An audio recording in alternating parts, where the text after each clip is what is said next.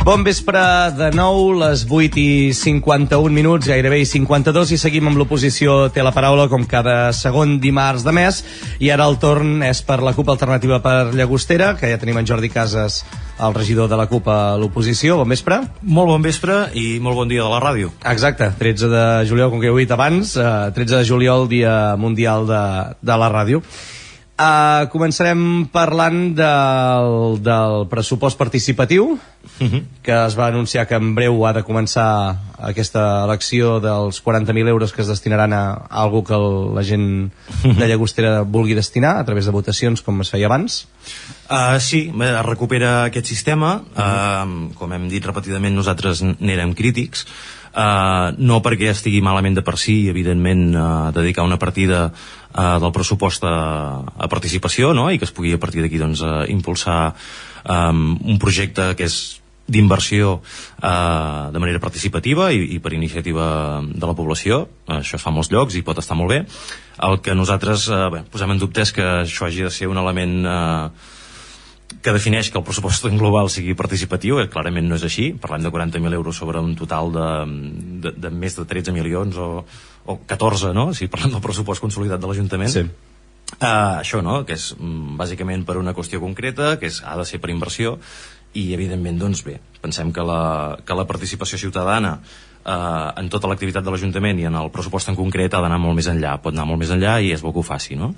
Llavors, nosaltres teníem un model que sembla que s'està deixant en gran part, que no és el que l'actual govern reivindica, no? Que és continuar potenciant consells participatius, tenir una actitud d'escolta activa, que funcionin els canals de participació amb la ciutadania, amb sectors del poble, no? Sectors, les entitats, el sector econòmic, els propis grups polítics, etc. No?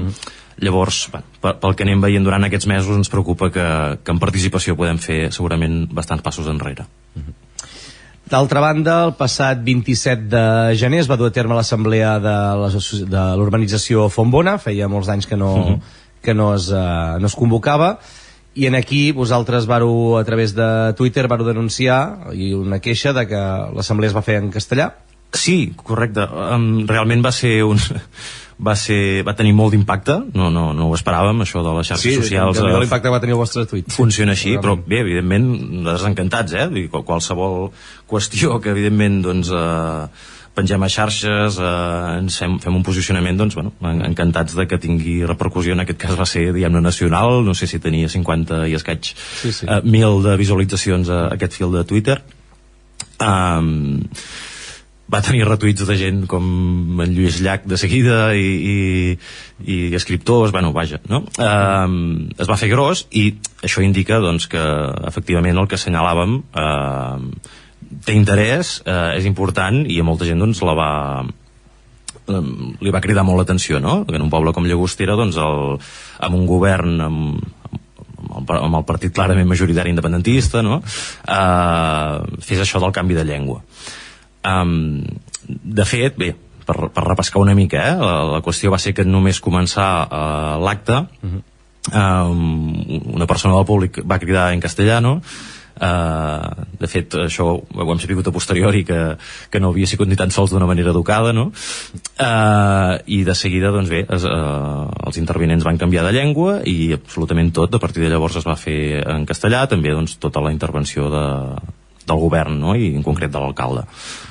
Pensem que és clarament un fet a lamentar, a esmenar, no?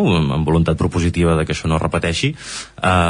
És evident per qualsevol persona que estigui preocupada per la situació de la llengua que estem en una clara emergència lingüística. És evident, i bé, com comentaven els companys d'Esquerra, no? Fa menys d'un any es va fer per part de l'Ajuntament una campanya que era per mantenir el català, no? O sigui, la importància de mantenir el català davant d'interlocutors que no necessàriament el parlen, però que en la seva immensa majoria l'entenen, no?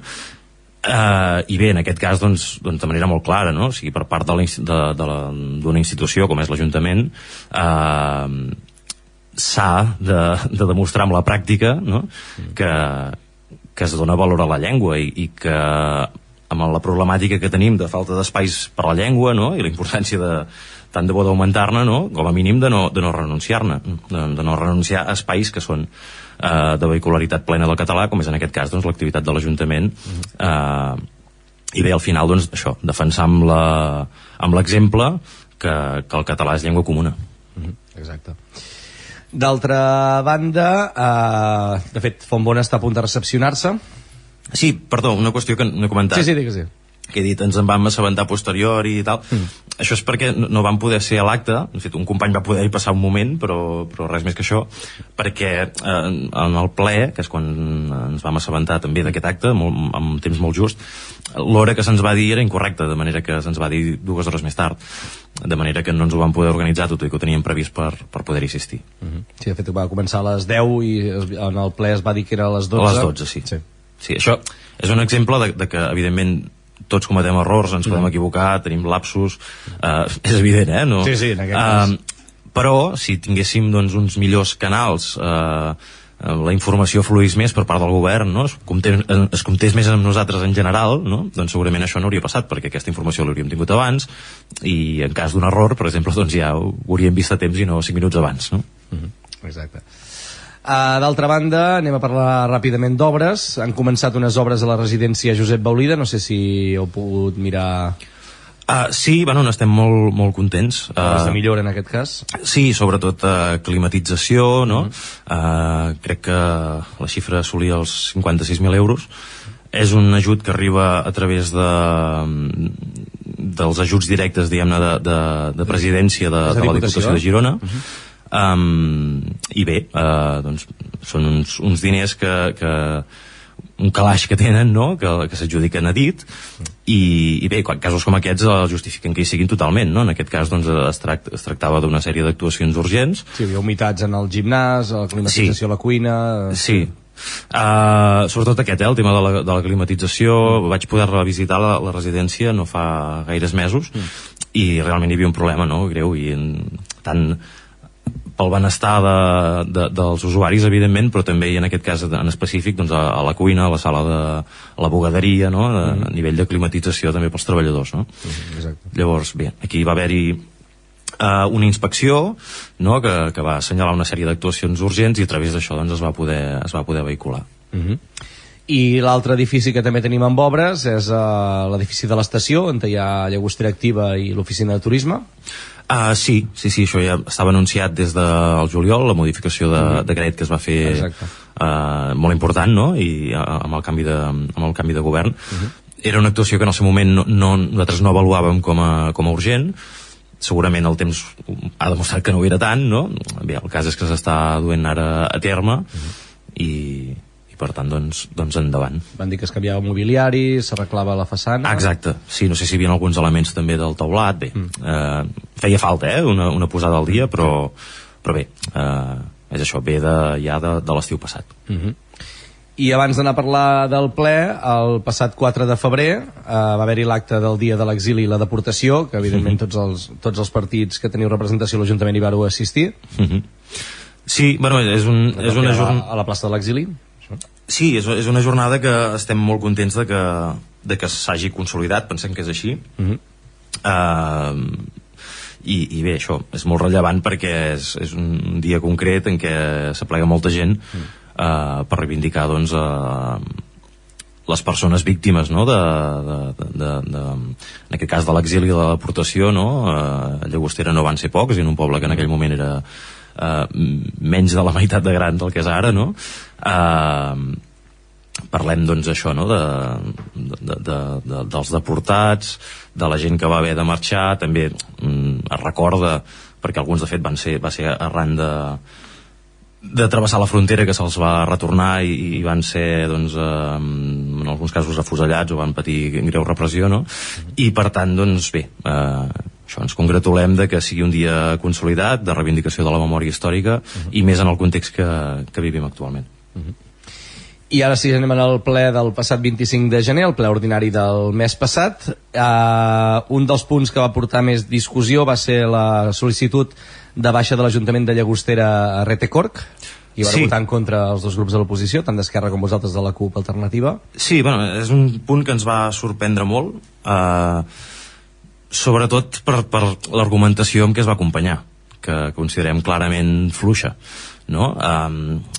L'Ajuntament forma part de moltes entitats, no? És sòcia d'organismes diferents. En aquest cas parlem el ReteCor, que és la xarxa de territoris surers europeus. Té implantació a 4 països diferents, però bé, en tot cas neix i té la seu aquí molt a prop, a Palafrugell. És important remarcar que la quota de la que parlem, no? La quota que ens estalviarem ara, 1.200 euros. Exacte, o sigui, estem parlant de molt pocs diners, no? No vol dir que no s'hagi de fiscalitzar i que no s'hagi d'avaluar el retorn que això té i que, doncs bé, es pugui plantejar de dir, ostres, si veiem que no hi ha un retorn, que no es veu clar, etc, doncs parlem-ne, no? Però bé, tornem una mica en els fets consumats, no? Nosaltres, doncs, una setmana abans se'ns explica això, diem, ostres, no ho veiem gaire clar, bueno, ens ho mirarem, no? I la següent setmana s'aprova i ja està, no? Evidentment, doncs, el govern té majoria i tota la legitimitat per fer-ho, però bé, els arguments eren: Llagostera no té indústria surera activa. És veritat, no? No la té activa, però a nivell històric, doncs, és evident que hi ha bueno, que és fonamental, no? La indústria surera, el passat surer de Llagostera no té indústria, però sí que té molts boscos propietaris que extreuen suro, per tant, vull dir, l'activitat continua. Activa l'activitat de Llagostera. Sí. No només està activa, sinó que hem d'intentar potenciar-la tant com puguem, no? Evidentment sabem que són, doncs, sectors econòmics tan importants com fràgils, no? I de molt valor. Però bé, també es va dir, és que a Llagostera no tenim cap museu o cap fàbrica visitable. Ostres, només fa falta entrar a la web de ReteCor per veure que de 10 museus que a nivell de tota Europa, que es destaquen, un és el Centre d'Interpretació de Can Casiques, que fa aquesta funció, no?, etnològica, antropològica, d'exposar, doncs, el passat del poble, i aquí, doncs, el soroll té un paper fonamental, com dèiem.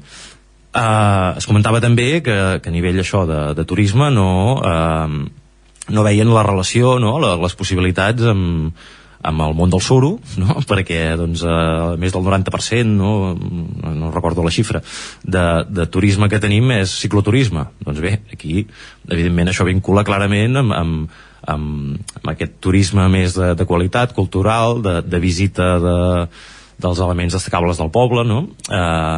Evidentment de l'entorn, no? I dels boscos i de les rutes verdes que tenim. És que començant per la mateixa via verda és l'antic carrilet que es va fer per transportar suro.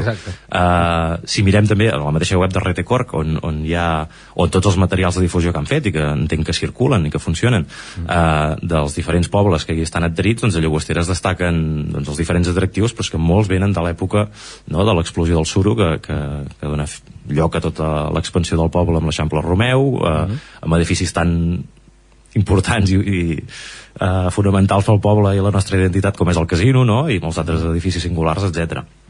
Per tant, la impressió era que gairebé ni s'havien mirat de què anava la cosa, no? Senzillament, doncs, que ens podíem estalviar 1.200 euros. Bé, creiem que va ser una qüestió improvisada, poc planificada, i que el que necessitaríem és el contrari, és potenciar aquests àmbits, potenciar els valors culturals i històrics del poble, també turístics, en aquest sentit, l'activitat silvícola, també, i fer, doncs, bé, cooperar amb el territori, no?, amb els municipis de l'entorn que també formen part, en aquest cas, de ReteCor, a través d'ell, doncs, també amb l'Institut Català del Suro, etc. I, per tant, abans de prendre aquesta decisió, doncs, una mica més de proactivitat i d'iniciativa pròpia. Es va dir des de l'equip de govern que si mai es volia es podia tornar a entrar sense problema. Sí, possiblement sí, però potser no té massa sentit sortir per tornar a entrar. Un cop a dintre, no? Potser es pot mirar a veure quin marge hi ha, i si realment es constata que no sé, que són diners llançats, per dir-ho d'alguna manera, doncs... però bé, això amb un mes de marge o dos, potser... No vindria de 100 euros, no? D'altra banda, es va adjudicar el contracte de les obres per la canalització d'aigua potable des de Campinet, el dipòsit, fins a Selva Brava, i per la connexió d'aigua potable de Fontbona des del dipòsit de Selva Brava, que aquí sí que vareu votar-hi a favor. Sí, tant. Bé, vam consultar, no?, doncs, que de fet potser ho vam fer a la comissió informativa en el ple, confirmar que complim els terminis, no?, que entrem dintre la pròrroga que s'ha fet per part de l'ACA per obtenir la subvenció importantíssima que permet doncs fer aquesta canalització també. I bé, celebrar que sembla que tot va a temps, no? Hi ha hagut alguns problemes o imprevistos tècnics que s'estan solucionant, per tant ho celebrem i esperem que tan aviat com sigui possible doncs puguem desconnectar, no?, aquesta canal actual, canal colador de l'empresa Rec Madral, deixem de perdre tantíssima aigua. Dependran d'Aquàlia, com a tota la resta del poble. Exacte. I podran, doncs, bé, no?, també veient doncs, com es soluciona doncs, la qüestió també de l'aigua en baixa en la mateixa urbanització, en aquest cas de Selva Brava, no?, que és una mica la més complicada, però que sembla que tot doncs, ja s'està solucionant i està encarrilat. Doncs bé, esperem això, que com abans millor també tots aquests veïns que depenen de l'actual infraestructura obsoleta, no?, també tinguin la seguretat de que no ens passi com l'any passat, no?, que es van estar dies i setmanes sense aigua corrent. I més a l'estiu. Exacte. Esperem, això sí, que no trobin cap jaciment arqueològic, perquè si no s'haurà de parar perquè s'ha hagut de contractar un arqueòleg. Sí, bueno, seria bastanta mala sort. Sí. És veritat que és un recorregut de quilòmetres, però bé, això també és el protocol, això sí. S'ha de fer sempre i per tant doncs, esperem que no trobem res inesperat. Exacte.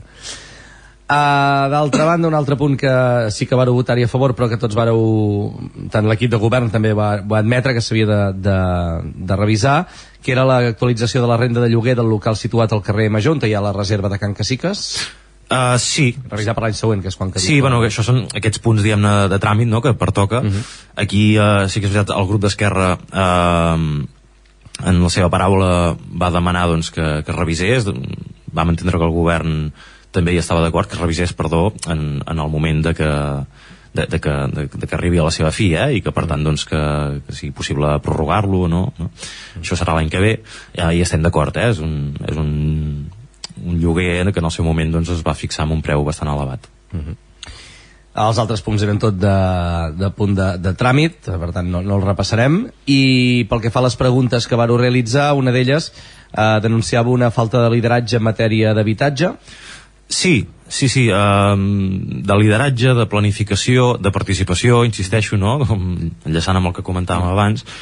Realment és una qüestió que ens ha preocupat, que ens ha fet moure, durant tots aquests mesos que portem de mandat, en gran part de manera privada, directament, doncs, parlant amb el regidor, que és l'alcalde, no?,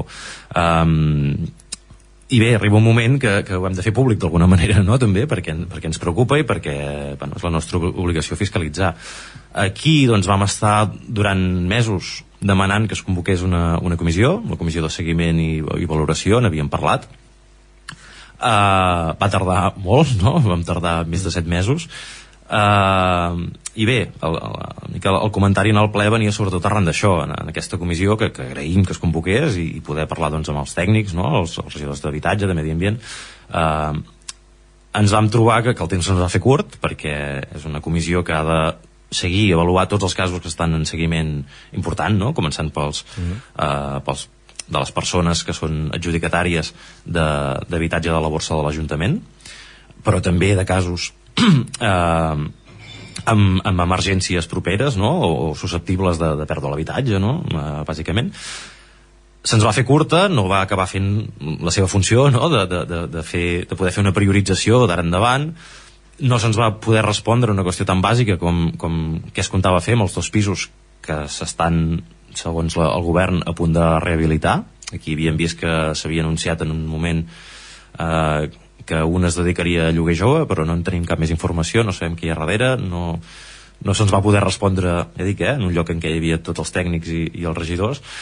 Bé, la nostra demanda, sobretot en aquest cas, és dir, ostres, fixem una calendarització, que no haguem d'estar sempre reclamant que es convoqui una comissió que ha de fluir, que ha de permetre un seguiment real, que està establert per reglament, i una altra qüestió com la de l'habitatge per gent jove, que hi ha això, no? Que nosaltres vam presentar una moció que es va rebutjar, tampoc ens va quedar massa clar per què, es va dir que es negociaria però al final no es va voler negociar, no? Tenint en compte que és un compromís del govern, que ells insisteixen que volen tirar endavant un projecte en aquest sentit, ostres, posem el comptador zero i treballem conjuntament en tot el que puguem. Per part nostra, doncs bé, és la intenció que tenim. D'altra banda, també vareu comentar el tema de la Riera Benaula, la destrossa que hi ha hagut en aquest tram de la Riera i que es va denunciar per xarxes socials a Jordi Soler. Exacte, sí. En aquest cas, doncs bé, la pregunta era si es tenia controlat, no? I de ser així, doncs si es podia confirmar que era una actuació completament irregular, no? Podria haver sigut una actuació de la pròpia ACA o comptant amb el permís de l'ACA i per tant després de l'Ajuntament, no? Ens hauria estranyat per tal com estava fet, no? Que bàsicament 600 metres de bosc de ribera clarament valuosos, no va quedar res. Pràcticament no en quedava res, en quedaven alguns verns que, com explicava en Jordi Soler, no? Doncs probablement moriran per l'insolació, no? Sabem, no? que tot el que és paisatge fluvial, els boscos de ribera compten amb una important protecció, no? I bé, el govern ens va confirmar que s'havia actuat arran de la denúncia, que s'havia passat la informació als agents rurals i que no hi havia cap tipus de permís.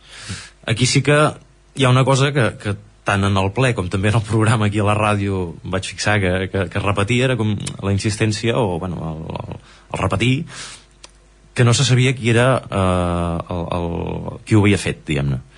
Només apuntar que em va cridar l'atenció, no se sabia, jo no sé qui té la propietat d'aquest lloc, però bé, em sembla bastant evident, no? que si apareix un bosc tallat segurament l'ha tallat el propietari, no el veí, no?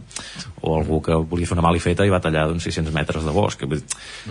Només apuntar-ho perquè és un tema que ens agradaria anar seguint i que en tot cas, i més enllà d'aquest tema concret i de que evidentment és totalment condemnable, bé, posar de manifest això, que això, no?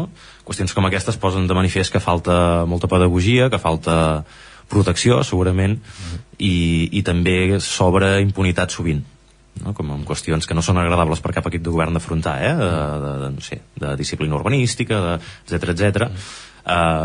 És molt important que s'actuï, no? Quan toca, perquè si no hi ha una impunitat total i sobretot també hi ha un greuge molt important en tothom que fa les coses bé, que és la immensa majoria. De fet, ara s'estan incoant diversos expedients de sanció per part de l'Ajuntament, que ja venien ser molts expedients venien ja de l'anterior equip de govern de disciplina urbanística i també de camps que s'estan utilitzant per obres o o per activitats que no són pròpies o que no tenen llicència. Sí, anem fent un seguiment, sobretot d'alguns casos concrets.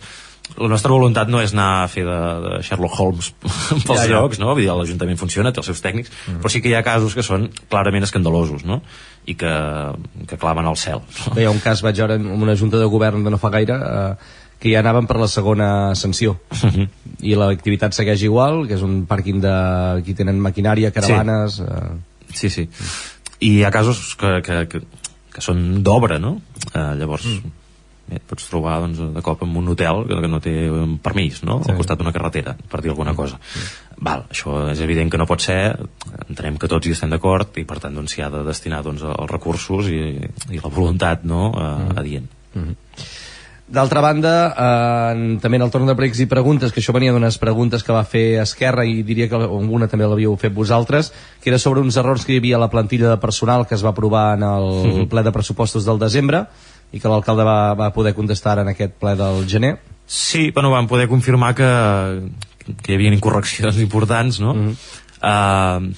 Sincerament, no em va acabar de quedar clar com es gestionarà això, diguem-ne, perquè és un document aprovat, però bé, entenem que es farà constar error material o bé, no? Hi ha més feina, diguem-ne, dels serveis tècnics, jurídics, però bé, en tot cas, insistir, tots ens podem No, i tant. Tots ens podem equivocar, no? Aquí hi ha doncs, errors que també són doncs, de transcripció, no? Pel que vam entendre en algun cas, però bé, alhora hem de ser crítics, no? I sobretot doncs, els regidors que tenen la responsabilitat de cada àrea, no? En un pressupost doncs, esperem, no? Que un altre dia, doncs, per exemple, per dir un cas concret, no? Si hi ha una comptabilització d'agents de policia en aquest cas, no? I en falta un, doncs bé, això creiem que hauria de ser prou important com perquè es detectés, no?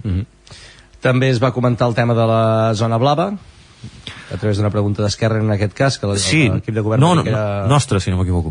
Vostra? Doncs diria que, mira... Bueno, ens solapem molt, no? Perquè com que parlo abans, crec que... M'he estat escoltant avui el torn de pregs i preguntes de nou i mira, no es pensava que era... Sí, bueno, s'hi devien afegir, perquè això ells s'hi troben, Pot ser que la féssiu els dos alhora i jo tenia aquí apuntat. Pot ser, ells s'hi troben i diuen, bueno, això ja ho han preguntat, però hi tornem, no? Perquè sempre parlem nosaltres abans. Sí, vam preguntar això, no? De la qüestió de la remunicipalització. És una qüestió que estava molt avançada, llavors quina era la situació? Bé, la resposta no va ser tampoc massa concreta, però que s'hi està treballant i tira endavant. Van dir que era una prioritat per ells? Sí. Aviam, esperem que sí. És conegut, que per part nostra i de la CUP Alternativa en concret, l'àmbit de remunicipalitzacions, a través de la regidoria que portava l'Enric Ramionet, doncs bé, el cas de la zona blava era una de les prioritats. 4 anys seguits, perquè no es anava fent, la pandèmia pel mig va ser també el problema. I es va allargar molt per qüestions, diguem-ne, tècniques també, no?